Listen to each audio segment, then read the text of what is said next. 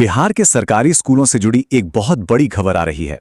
1 अप्रैल 2026 से वहां एक ऐसी क्रांति शुरू होने वाली है जो लाखों बच्चों की पढ़ाई का तरीका हमेशा के लिए बदल सकती है। इस बड़े बदलाव का नाम है स्कूल कॉम्प्लेक्स रिसोर्स सेंटर या सीआरसी। तो चलिए आज इस पूरी योजना को आसान भाषा में समझते हैं। अब ये बदलाव कितना बड़ा है इसका अंदाजा आप इसी बात से लगाइए कि ये सीधे सीधे राज्य के 80,000 सरकारी स्कूलों पर असर डालने वाला है। जी हां, 80,000 स्कूल मतलब लाखों स्टूडेंट्स और टीचर्स के लिए एजुकेशन का पूरा इकोसिस्टम बदलने जा रहा है। तो जाहिर है मन में सबसे पहला सवाल यही आता है कि आखिर ये स्कूल कॉम्प्लेक्स रिसोर्स सेंटर है क्या चीज, और ये बिहार के एजुकेशन सिस्टम में ऐसा क्या करने वाला है जिसे क्रांति कहा जा रहा है। तो आज हम इन्हीं सवालों के जवाब जानेंगे।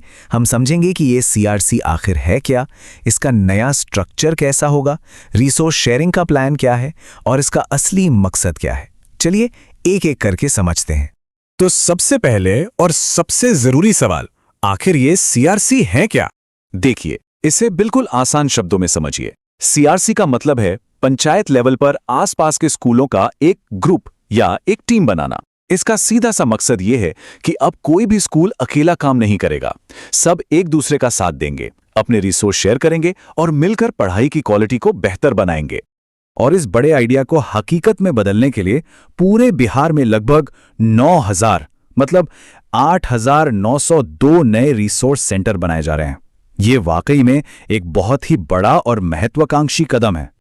लेकिन इसमें जो सबसे कमाल की बात है ना, वो है इसका फोकस। आप देखिए, लगभग 99% सेंटर ग्रामीण इलाकों और पंचायत स्तर पर खोले जा रहे हैं। ये बात बिल्कुल साफ करती है कि इस योजना की असली जान गांवों की शिक्षा को मजबूत करने में है। ठीक है, सिस्टम तो बन रहा है, पर सवाल यह है कि इसे चलाएगा कौन। चलिए अब इसकी बनावट को समझते हैं कि कौन क्या काम करेगा। तो हर स्कूल कॉम्प्लेक्स का एक हेडक्वार्टर होगा और ये जिम्मेदारी उस पंचायत के सबसे बड़े हायर सेकेंडरी स्कूल को दी जाएगी। कह सकते हैं कि यही स्कूल पूरे क्लस्टर का एक तरह से कैप्टन होगा। अब इसे चलाने के लिए 2 मेन लोग होंगे। जो हेडक्वार्टर स्कूल है उसके प्रिंसिपल व्यवस्थापक यानी एडमिनिस्ट्रेटर होंगे जो सारी व्यवस्था देखेंगे, और उस क्लस्टर के सबसे सीनियर मिडिल स्कूल के प्रिंसिपल को समन्वयक यानी कोऑर्डिनेटर बनाया जाएगा, जिनका काम सभी स्कूलों में तालमेल बिठाना होगा। अब आते हैं इस पूरे सिस्टम के सबसे जरूरी और कह सकते हैं कि क्रांतिकारी पहलू पर, और वो है रिसोर्स शेयरिंग। ये एक ऐसी चीज है जो बिहार की शिक्षा में जमीनी स्तर पर बदलाव ला सकती है। इस नीति के पीछे की जो सोच है वो बहुत साफ और शक्तिशाली है। इसका लक्ष्य बस इतना है कि कोई भी बच्चा सिर्फ इसलिए पीछे न रह जाए क्योंकि उसके स्कूल में कोई सुविधा नहीं थी। जरा सोच कर देखिए इसका मतलब क्या है। अगर एक स्कूल में बहुत अच्छी साइंस लैब है तो अब उस क्लस्टर के सारे बच्चे वहां आकर प्रैक्टिकल कर पाएंगे। अगर किसी स्कूल के पास बड़ा प्लेग्राउंड है तो वो प्लेग्राउंड अब सभी बच्चों का होगा। यही बात लाइब्रेरी और दूसरी सुविधाओं पर भी लागू होगी। तो ठीक है, रिसोर्स तो शेयर हो जाएंगे, पर क्या इससे पढ़ाई भी बेहतर होगी? जी हां, इसके लिए भी एक पूरा एक्शन प्लान तैयार है। इससे जमीन पर उतारने के लिए 3 बड़े कदम उठाए जाएंगे। पहला, हर महीने सभी टीचर्स मिलेंगे और पुराने ढर्रे को छोड़कर पढ़ाने के नए नए तरीकों पर बात करेंगे। दूसरा, जो कोऑर्डिनेटर होंगे वो स्कूलों में जाकर टीचर्स को गाइड करेंगे, उनकी मदद करेंगे। और तीसरा, पूरे कॉम्प्लेक्स लेवल पर साइंस फेयर, क्विज और स्पोर्ट्स कंपटीशन होंगे, जिससे बच्चों में एक नया जोश और सीखने की ललक पैदा होगी। और एक और बहुत खास बात, ये सिस्टम सिर्फ किताबी पढ़ाई या अच्छे नंबरों तक ही सीमित नहीं है, बल्कि ये सबको साथ लेकर चलने की बात करता है।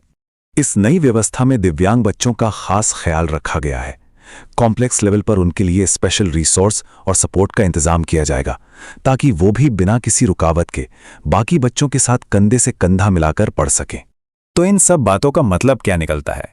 मतलब ये कि ये सिर्फ एक सरकारी योजना नहीं है, ये बिहार के शैक्षिक भविष्य के लिए एक नई और मजबूत नींव रखने की एक बड़ी कोशिश है।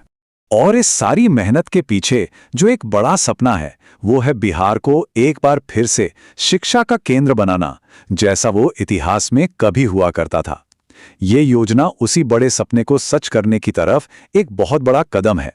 तो उम्मीद तो बहुत बड़ी है। ये योजना बिहार के लिए एक नई सुबह लेकर आई है, पर असली सवाल तो यही है कि क्या ये कागजों की तरह जमीन पर भी क्रांति ला पाएगी?